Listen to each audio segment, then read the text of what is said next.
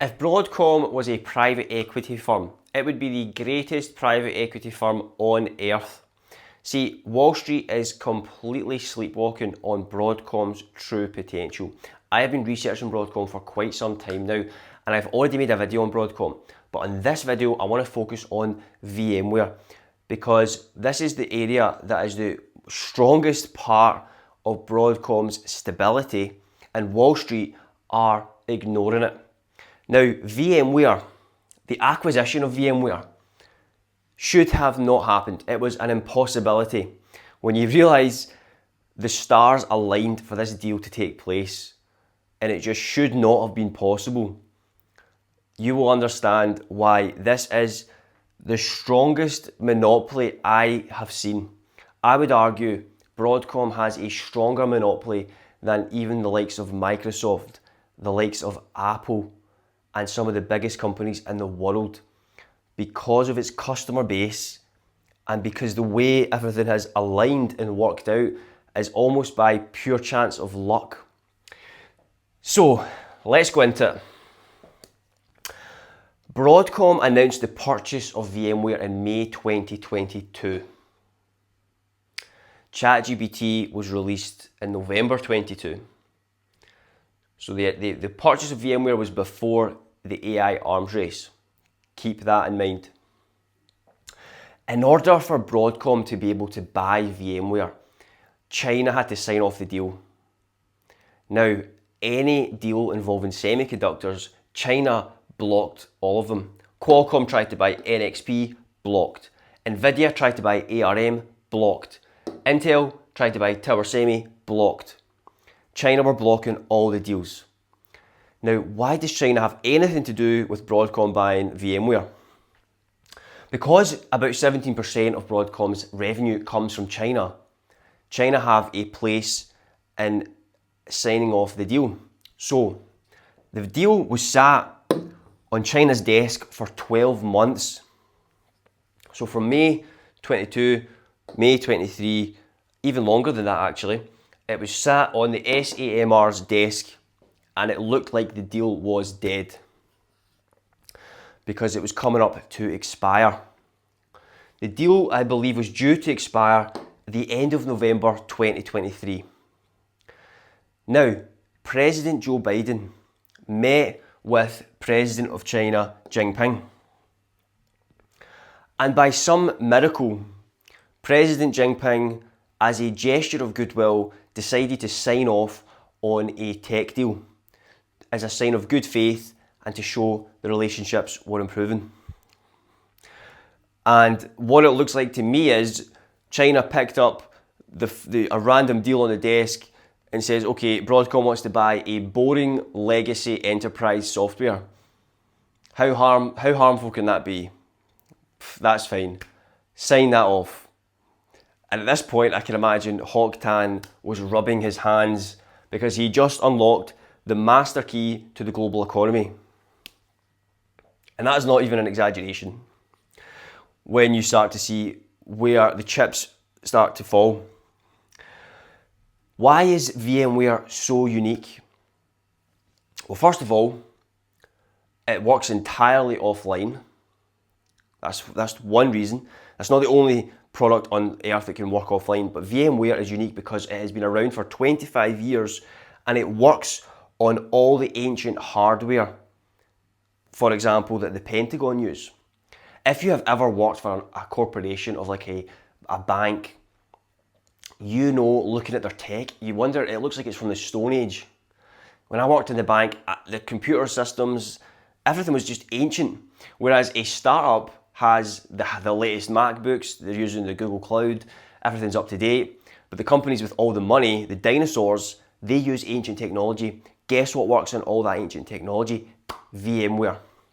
So VMware, and you must understand this, it also qualifies as the highest US military security standard. From a compliance perspective, it ticks all the boxes. It takes about 5 years to get this level of approval. Other companies trying to get that approval, it takes so long. Okay, so VMware. has become a national security software instead of a boring enterprise software, which is what Wall Street thinks it is. 19 days after Hock Tan got the sign-off approval for VMware, he hiked prices aggressively. Now Wall Street there's articles in the media getting released that, oh, we're not too sure about this recurring revenue stream because the prices are going higher, customers are going to leave and go elsewhere. This is false, this is wrong. They're looking at it from the wrong angle. Who uses VMware? The 99% of the Fortune 500, 100% of the Fortune 100, the CIA use it, and the US government use it, the Pentagon use it. These are the customers that Broadcom wants. They do not want the small businesses. The small businesses were fired. They didn't leave, they were told to leave by the price hike alone, because Hock Tan changed everything into a bundle package. You now have to buy the full bundle. If you can't afford it, go to Nutanix. Yeah, goodbye, see you later. We don't want you. You were fired. Companies were reporting a 1,200% price increase. AT&T tried to sue Broadcom and they ended up dropping it. And they didn't even switch themselves. They had to stay with VMware because it's part of the nervous system of the business. You cannot leave. Okay, these are Fortune 100 companies. These are the biggest companies in the world with infinite price, with an infinite wallet. Okay, they cannot leave.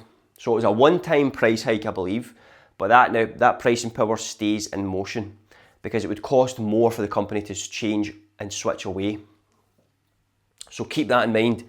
Hock Tan is locked in the whales, and that is who the customers are. This gives you infinite pricing power, which is really the definition of a monopoly, is inelastic pricing power. Now, what has now happened is Nvidia have created a cartel with Broadcom and Meta to create a package deal for sovereign nations. You see, a sovereign nation, France, Germany, Canada, UK, Japan, Australia, countries are terrible at making products. So you might ask, well, why don't they just create their own private cloud? Why don't they create their own AI GPUs? Impossible. Governments are terrible at making products. They cannot do it. They're slow and just useless overall at product development. They're good at regulations, and that's about it. But they also have infinite money. Money is of no question. These countries are currency issuers. They can just print the money and buy whatever they need, because it's more important to have resources and speed and be ahead. Currency is a commodity to a sovereign nation. So Nvidia and Broadcom have created this deal where they can now give the sovereign nations private access to creating their own AI models. This is the most important part. The US Cloud Act.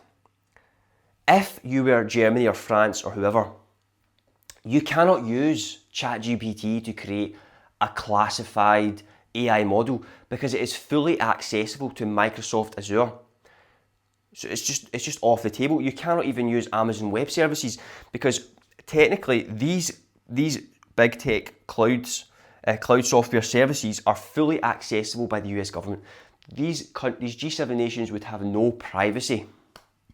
They want privacy. How are you supposed to create a classified AI model if it can be fully accessed by the US government whenever they want? So you might ask, well, VMware is a US company and it's a US cloud service, so why can't that fall under the US Cloud Act? This is the kicker. VMware is a license. Broadcom don't have a big set of data centers for the VMware clients. The clients themselves use their own hardware, their own technology, and VMware is a license. Yeah? This is why it does not fall under the US Cloud Act. So these sovereign nations have full privacy and full autonomy to then use AI to its full potential, where they can upload classified data and they're using Llama. So Mark Zuckerberg, as we know, has given away Llama for free and said, here you go, you can create your AI models as much as you please. So a combination of Broadcom with Nvidia. I believe Nvidia, Jensen Huang and Hock Tan have sat in a room together and said, look, Nvidia sells the hardware, Broadcom sells the software, and Meta provides the language model and Llama. This allows governments to have a fully jailbroken AI where they can give it classified information, remove safety features, and have a freedom to create the AI models that they want. But in exchange, they are now locked under the pricing power of Nvidia and Broadcom. And they are tied into VMware. This isn't just a theory, this has already happened. This is already locked in. The door is closed. France have already signed a deal. Germany have signed a deal. UK have signed.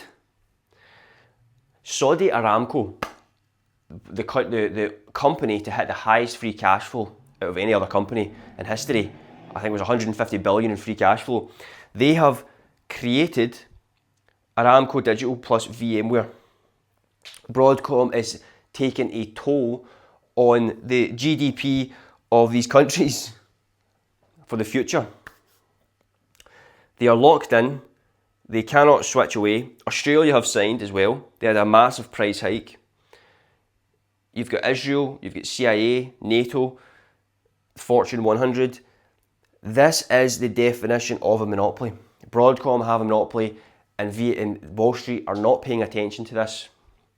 Because I was looking, okay, how do we switch away? They can't switch away. It's fully ingrained. Because, for example, JP Morgan, it just can't switch out. It can't afford for VMware to go to shut down. It would collapse its critical infrastructure in the business. I would argue it's paid. You pay VMware before you even pay the bondholders, people that have corporate bonds in these massive Fortune 100 companies. The seniority goes to Broadcom. You pay Broadcom before you even pay the bondholder, because it is critical infrastructure in VMware. It cannot be shut down. This is the only reason the companies accepted the price hike. So we have inelastic pricing power. The only alternative is Nutanix or OpenStack, but to switch across when you're already deep in the nervous system of VMware, it would actually cost them more in opportunity and speed, reprogramming the entire system. The US government would have to be offline for 24 months to switch everything over. It's not even worth it. You'd rather to save 20% on your cloud to go into another private cloud. It is absolutely not even worth it. And the other factor we need to consider is VMware supports the ancient hardware that the Pentagon use. The competitors didn't even exist when these hardware were created, and VMware is already locked into that. This is a real monopoly. IBM never even had this level of monopoly, not even close to it. The only close comparison might be Standard Oil or the East India Company. But VMware is controlling the intelligence. It's just far more important in the digital age. Far more important. This is something that people are sleeping on. What this means for shareholders is it means when the company has pricing power, true pricing power, the free cash flow in the future is going to be higher and higher, which is going to allow buybacks, which is going to allow dividend. See, Broadcom, I now believe, this is my own prediction, I don't think the DOJ will allow Broadcom to continue to do more acquisitions when it already has such a monopoly with VMware. So I do think that Broadcom's strategy might change to keeping what it's got and just focusing on buybacks of the stock, focusing on dividends, and focusing on its Ethernet system and its AI chips. Because this is completely separate to the chip, the actual chip business, the AI chips. And in my first video, I talked about the orders that are going to come in from Google, potentially from Apple, from Meta, from all these big tech giants, because Broadcom is actually far cheaper to run the chips than Nvidia. Google has already proven that, and it's proven that it can create AI without the need of Nvidia. But countries are locked in. G7 nations are now under the clutches of Broadcom, Nvidia, the cartel of AI, and this is what Wall Street are sleeping on. So I'm going to put the actual written report somewhere in the description, and you can read it for yourself if you prefer to read things than to listen. But there you go. Hock Tan has the master key to the VMware monopoly.